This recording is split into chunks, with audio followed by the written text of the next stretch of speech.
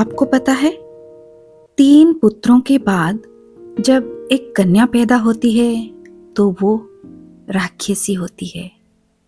अरे नहीं नहीं, ये मैं नहीं कह रही हूँ, ये कहना है पंडित दामोदर दत्त के परिवार का। पर वो ऐसा क्यों मानते हैं? दोस्तों, आप हैं द साइलेंट जोन पर। नमस्कार, मैं हूँ परमिता। पंडित दामोदर दत्त और उनकी माता, उनकी पत्नी क्यों ऐसा मानते हैं? चलिए आज जानते हैं।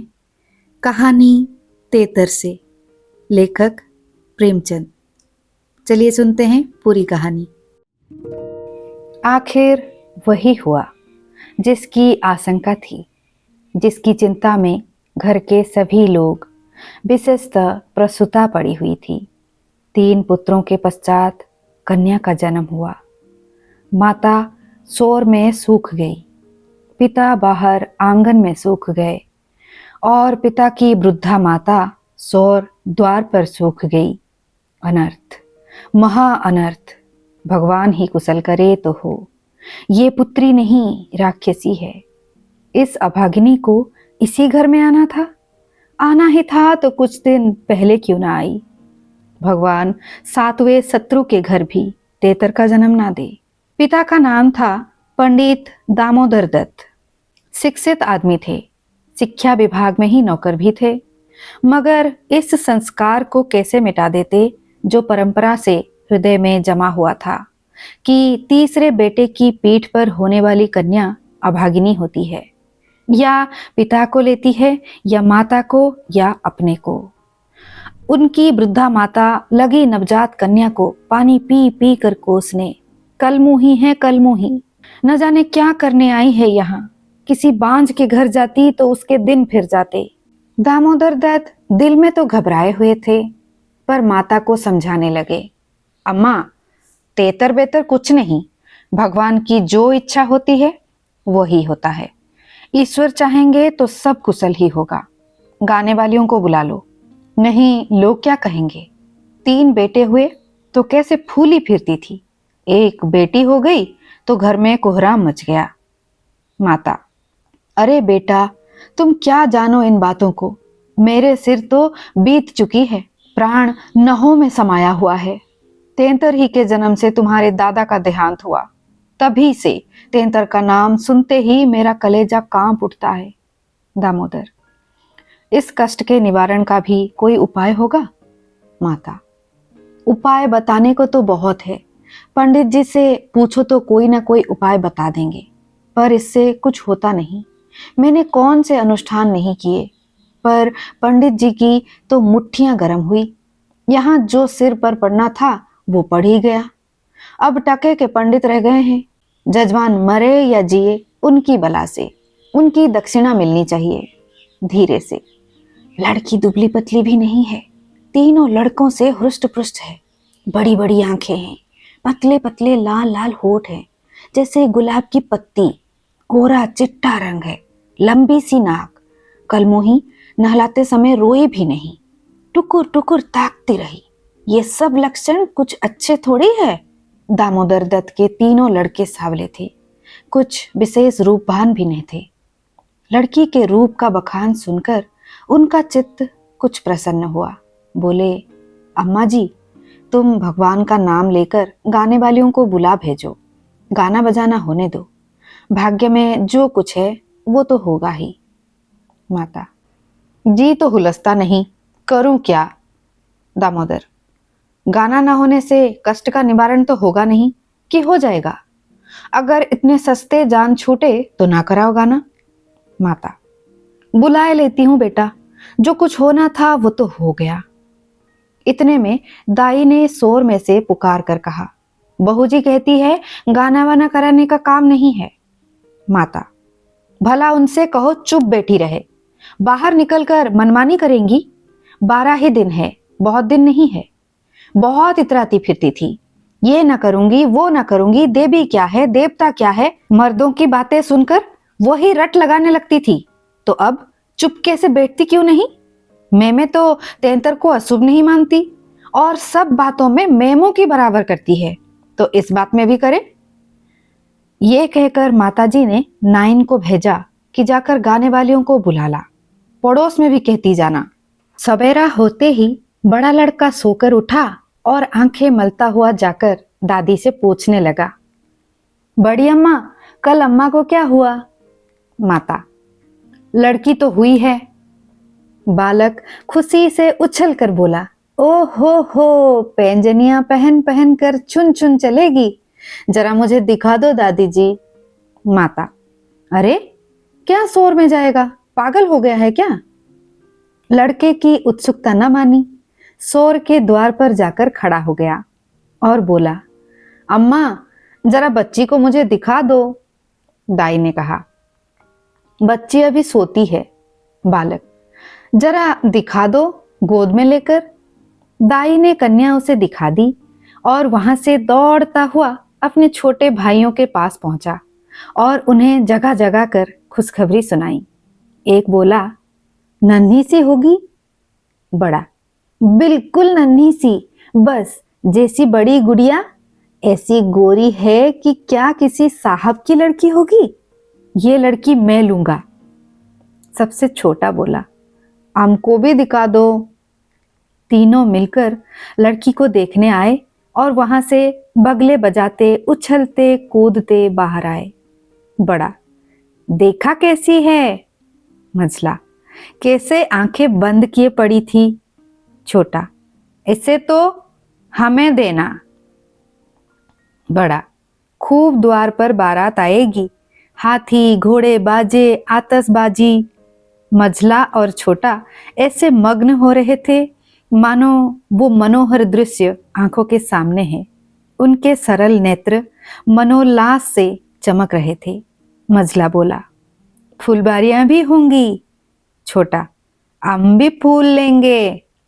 छठी भी हुई, बरही भी हुई, गाना बजाना खाना खिलाना देना दिलाना सब कुछ हुआ, पर रस्म पूरी करने के लिए दिल से नहीं, खुशी से नहीं।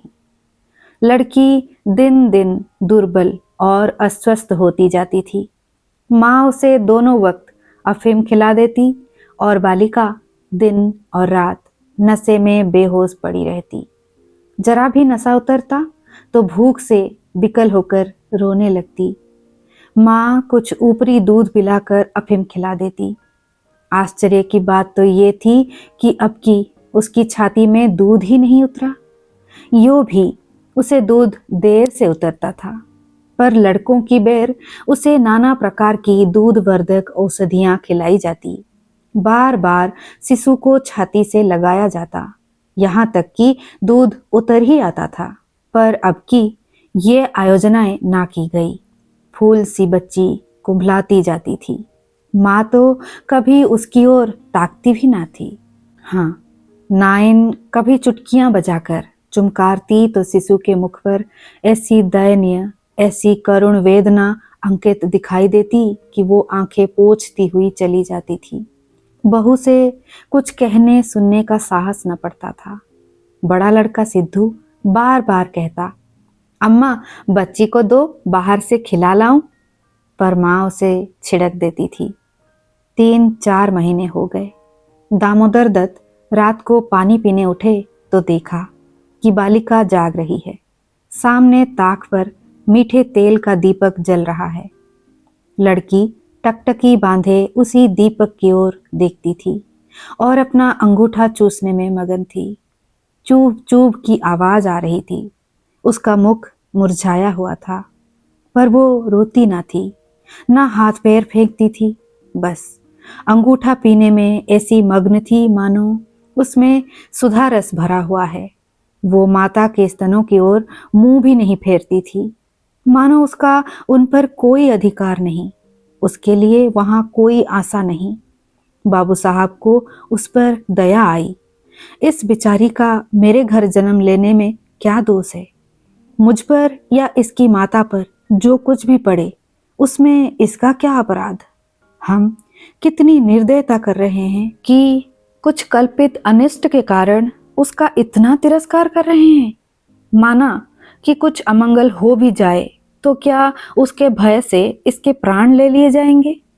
अगर अपराधी है तो मेरा प्रारब्ध है। इस नन्हे से बच्चे के प्रति हमारी कठोरता क्या ईश्वर को अच्छी लगती होगी? उन्होंने उसे गोद में उठा लिया और उसका मुख चूमने लगे। लड़की को कदाचित पहली बार सच्चे स्नेह का ज्ञान हुआ। वो हाथ पैर उछालकर गूं गूं करने लगी और दीपक की ओर हाथ फैलाने लगी। उसे जीवन ज्योति सी मिल गई। प्रातःकाल दामोदर दत्त ने लड़की को गोद में उठा लिया और बाहर लाए। स्त्री ने बार बार कहा, उसे पड़ी रहने दो, ऐसी कौन सी बड़ी सुंदर है, अभागिन रात दिन तो प्राण खाती रहती है, मर ही नहीं जाती कि जान छूट जाए। किंतु दामोदर दत्त ने ना माना। उसे बाहर लाए और अपने बच्चों के साथ बैठकर खेलने लगे। उनके मकान के सामने थोड़ी सी जमीन पड़ी हुई थी। पड़ोस के किसी आदमी की एक बकरी उसमें आकर चरा करती थी। इस समय भी वो चर रही थी। बाबू साहब ने बड़े लड़के से कहा, सिद्धू, जरा उस बकरी को पकड़ो तो, इसे दूध पिलाएं, शायद भूखी है बेचारी। देखो, तुम्हारी नन्ही सी बहन है ना, इसे रोज हवा में खिलाया करो। सिद्धू को दिल लगी हाथ आई। उसका छोटा भाई भी दौड़ा। दोनों ने घेर कर बकरी को पकड़ा और उसका कान पकड़े हुए सामने लाए। पिता ने शिशु का मुंह बकरी के थनों में लगा दिया। लड़की चुबलाने लगी और एक क्षण में दूध की धार उसके मुंह में जाने लगी, मानो टिमटिमाते दीपक में तेल पड़ गया। लड़की का मुंह खिल उठा। आज शायद पहली बार उसकी क्षुधा तृप्त हुई थी। वो पिता की गोद में हुमक हुमक कर खेलने लगी। लड़कों ने भी उसे खूब नचाया कुदाया। उस दिन से सिद्धू को मनोरंजन का एक नया विषय मिल गया। बालकों को बच्चों से बहुत प्रेम होता है। अगर किसी घोंसले में चिड़िया का बच्चा देख पाए तो बार बार वहां जाएंगे, देखेंगे कि माता बच्चे को कैसे दाना चुगाती है, बच्चा कैसे चोंच खोलता है, कैसे दाना लेते समय परों को फड़फड़ाकर चें चें करता है। आपस में बड़े गंभीर भाव से उसकी चर्चा करेंगे। अपने अन्य साथियों को ले जाकर उसे दिखाएंगे। सिद्धू ताक में लगा रहता। ज्यों ही माता भोजन बनाने या स्नान करने जाती, तुरंत बच्ची को लेकर आता और बकरी को पकड़कर उसके थन में शिशु का मुंह लगा देता। कभी दिन में 2-2, 3-3 बार पिलाता। बकरी को भूसी चोकर खिलाकर ऐसा पर्चा लिया कि वो स्वयं चोकर के लोभ से चली आती और दूध देकर चली जाती। इस भांति कोई 1 महीना गुजर गया। लड़की हृष्ट पुष्ट हो गई। मुख पुरुष के समान विकसित हो गया। आंखें जग उठी। शिशुकाल की सरल आभा मन को हरने लगी। माता उसे देख देख कर चकित होती थी। किसी से कुछ कह तो नहीं सकती, पर दिल में उसे आशंका होती कि अब वो मरने को नहीं, हम ही लोगों के सिर जाएगी। कदाचित ईश्वर इसकी रक्षा कर रहे हैं, जभी तो दिन दिन निखरती आती है, नहीं तो अब तक ईश्वर के घर पहुंच गई होती। मगर दादी माता से कहीं ज्यादा चिंतित थी। उसे भ्रम होने लगा कि वो बच्ची को खूब दूध पिला रही है, सांप को पाल रही है। शिशु की ओर आंख उठाकर भी ना देखती। यहां तक कि एक दिन कह बैठी, लड़की का बड़ा छो करती हो। हाँ भाई, माँ हो कि नहीं, तुम ना छो करोगी तो करेगा कौन? अम्मा जी, ईश्वर जानते हैं जो मैं इसे दूध पिलाती हूं। अरे, तो मैं मना थोड़ी करती हूं। मुझे क्या गरज पड़ी है कि मुफ्त में अपने ऊपर पाप लूं? कुछ मेरे सिर तो जाएगी नहीं। अब आपको विश्वास ही नहीं आए तो कोई क्या करे? मुझे पागल समझती हो? वो हवा पी पी कर ऐसी हो रही है। भगवान जाने अम्मा, मुझे तो आप अचरज होता है। बहू ने बहुत निर्दोषिता जताई, किंतु वृद्धा सास को विश्वास न आया। उसने समझा ये मेरी शंका को निर्मूल समझती है, मानो मुझे इस बच्ची से कोई बैर है। इसके मन में ये भाव अंकुरित होने लगा कि इसे कुछ हो जाए तब ये समझे कि मैं झूठ नहीं कहती थी। वो जिन प्राणियों को अपने प्राणों से भी प्रिय समझती थी, उन्हीं लोगों की अमंगल कामना करने लगी, केवल इसीलिए कि मेरी शंकाएं सत्य हो जाए। वो ये तो नहीं चाहती थी कि कोई मर जाए, पर इतना अवश्य चाहती थी कि किसी बहाने से मैं चेता दूं।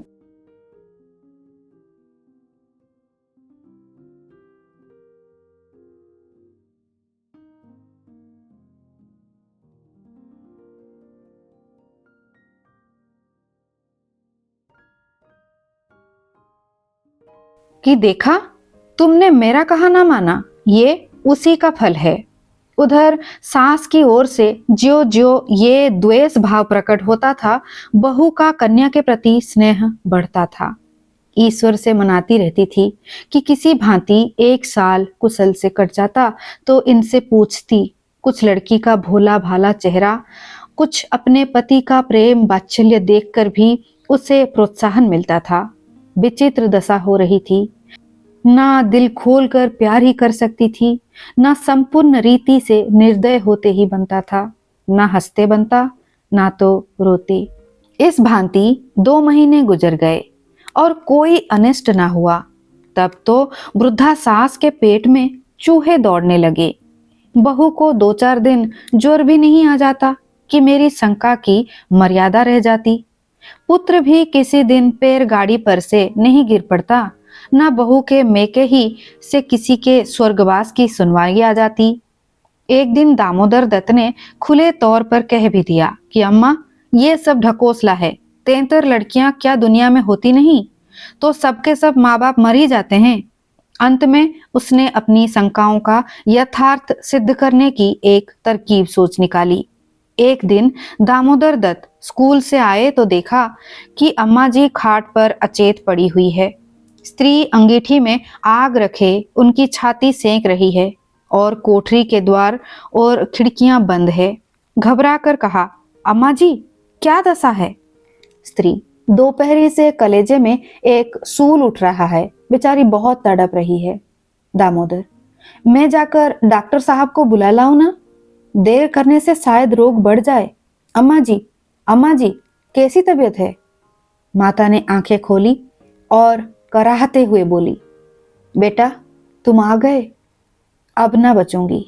हाय भगवान, अब ना बचूंगी। जैसे कोई कलेजे में बर्छी चुभा रहा हो। ऐसी पीड़ा कभी ना हुई थी। इतनी उम्र बीत गई, ऐसी पीड़ा नहीं हुई। स्त्री, ये कलमुही छोकरी न जाने किस मनहूस घड़ी में पैदा हुई। सास, बेटा, सब भगवान करते हैं, ये बेचारी क्या जाने। देखो, मैं मर जाऊं तो उसे कष्ट मत देना। अच्छा हुआ मेरे सिर आई, किसी के सिर तो जाती ही, मेरे ही सिर सही। हाय भगवान, अब ना बचूंगी। दामोदर, जाकर डॉक्टर बुला लाऊं? अभी लौटा आता हूं। माताजी को केवल अपनी बात की मर्यादा निभानी थी, रुपए न खर्च कराने थे। बोली, नहीं बेटा, डॉक्टर के पास जाकर क्या करोगे? अरे, वो कोई ईश्वर है, डॉक्टर अमृत पिला देगा, 10-20 वो भी ले जाएगा। डॉक्टर वैद्य से कुछ ना होगा। बेटा, तुम कपड़े उतारो, मेरे पास बैठकर भागवत पढ़ो। अब ना बचूंगी। हाय राम। दामोदर, 33 बुरी चीज है। मैं समझता था कि ढकोसला ही ढकोसला है। स्त्री, इसी से मैं उसे कभी मुंह नहीं लगाती थी। माता, बेटा, बच्चों को आराम से रखना, भगवान तुम लोगों को सुखी रखे। अच्छा हुआ मेरे ही सिर गई, तुम लोगों के सामने मेरा परलोक हो जाएगा। कहीं किसी दूसरे के सिर जाती तो क्या होता। राम, भगवान ने मेरी विनती सुन ली। हाय हाय। दामोदर दत्त को निश्चय हो गया कि अब अम्मा ना बचेगी। बड़ा दुख हुआ। उनके मन की बात होती तो वो माँ के बदले 33 को ना स्वीकार करते। जिस जननी ने जन्म दिया, नाना प्रकार के कष्ट झेलकर उनका पालन पोषण किया, अकाल वैधव्य को प्राप्त होकर भी उनकी शिक्षा का प्रबंध किया, उसके सामने एक दूधमुही बच्ची का क्या मूल्य था, जिसके हाथ का एक गिलास पानी भी वो ना जानते थे। शोकातुर हो कपड़े उतारे और माँ के सिराने बैठकर भागवत की कथा सुनाने लगे। रात को बहू भोजन बनाने चली तो सास से पूछी, अम्मा जी, तुम्हारे लिए थोड़ा सा साबूदाना छोड़ दूं? माता ने व्यंग करके कहा, बेटी, अन्न बिना ना मारो, भला साबूदाना मुझसे खाया जाएगा? जाओ, थोड़ी पूरियां छान लो, पड़े पड़े जो कुछ इच्छा होगी खा लूंगी। कचौरियां भी बना लेना, मरती हूं तो भोजन को तरस तरस क्यों मरूं। थोड़ी मलाई भी मंगवा लेना, चौंक की हो।